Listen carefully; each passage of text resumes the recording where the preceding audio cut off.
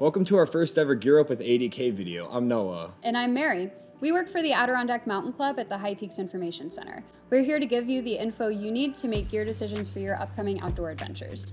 But rather than selling individual products, we're going to explore the range of options that exist in a particular category, like footwear and where those items may work best. Perfect gear doesn't exist. While some items may be more quality than others, we think that issues like budget, your itinerary, and personal preference are more important to consider. With that said, let's start off by addressing 5 myths about outdoor gear.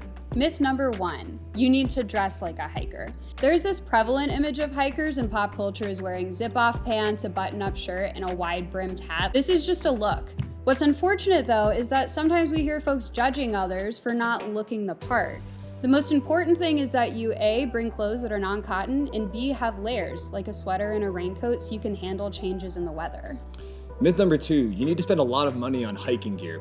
This one creates a lot of barriers to entry in the outdoor industry, particularly for folks with a tighter budget. The fact is that you don't need hiking specific gear to go hiking. Just ask yourself, do I have non-cotton clothes? Do I have a backpack with straps and a zipper? Do I have footwear with a decent tread? Do I have the 10 essentials with me? Even if you're new to hiking, chances are you have most or all of these items on hand. And while it is true that more expensive gear is generally more durable, it's important to ask yourself just how often you plan to be out in the woods each year. If you're a hiking guide or regular weekend warrior, then it might be worth the investment.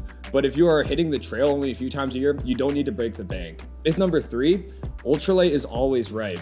This one is related to the last point, but is worth noting on its own. Oftentimes, I will see ultralight gear penned as the creme de la creme of outdoor gear. While some of this stuff is really nice, ultralight gear can cut some corners, particularly as it relates to comfort and durability, and that could really impact your experience out there.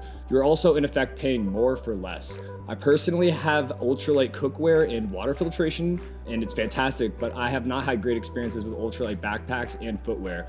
I'll leave this one up to you, but I encourage folks to look into ultralight gear as an option, not a requirement. Myth number 4, waterproof gear will always keep you dry. While waterproof gear is great for holding the elements at bay, it actually makes you sweatier because it traps your body heat better than other kinds of layers. This applies not only to rain shells and pants, but also to waterproof boots. They're really nice while they're dry, but as soon as you start sweating in them or get water over the top, you're gonna have wet feet for a while. Depending on the situation, sometimes it's best to opt for breathable gear and footwear rather than their waterproof alternatives.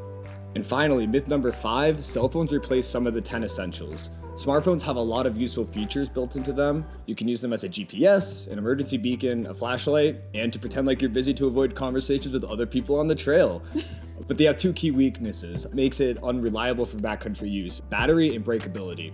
If this is all you have for getting around in the dark or finding out where you are on the trail and it breaks or dies, you're in a really bad spot.